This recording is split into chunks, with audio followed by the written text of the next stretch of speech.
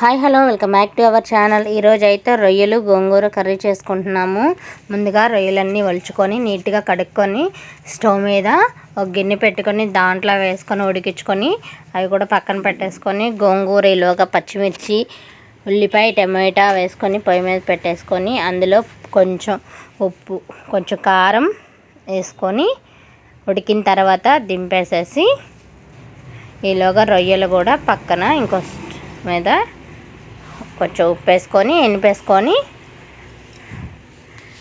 బాగా మెత్తగా ఎనుపుకొని రొయ్యలు దగ్గర కంట ఉడికిన తర్వాత ఫ్రై అయిన తర్వాత ఆ వాటర్ అన్నీ ఇంకిపోయిందాక ఉంచేసి రొయ్యలు బాగా ఉడుకుతాయి.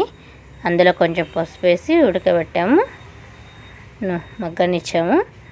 ఆ రొయ్యలు తీసి గోంగూరలో ఎనిపిన గోంగూరలో కలిపేసుకొని బాగా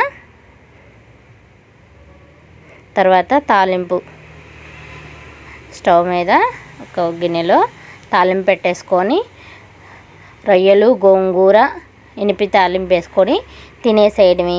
రొయ్యల కూర అయిపోయింది. ఇంతే ఈజీ ప్రాసెస్. నా వీడియో నచ్చితే లైక్ చేయండి, సబ్స్క్రైబ్ చేయటం మాత్రం మర్చిపోకండి. Please subscribe my channel.